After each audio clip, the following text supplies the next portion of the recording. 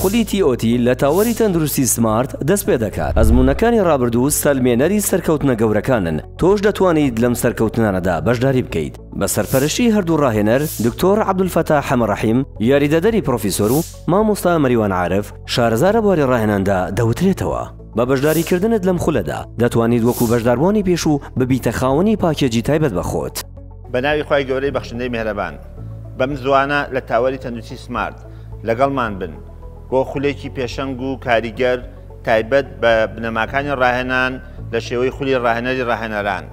ئەزموونی کۆتاخول پێمان دەڵێت کە ئێوەی بەشدار بوو لەم خولەدا دەتوانن ئاشنا بن بە بنەما سەرەکیەکانی ڕاهێنان، هەروەها چۆن بتوان خولێکی ڕاهێنان بە باشترین شێوە بەڕێوەبەرن.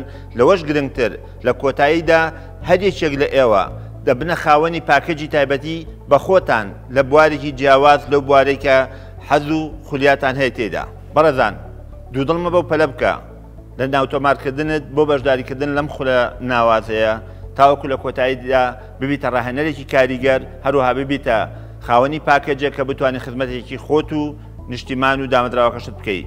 چاوەڕوانتانین. خولەکە لە حەڤەی 6 2023 دەست پێ دەکات و ناونووسین سنووردارە.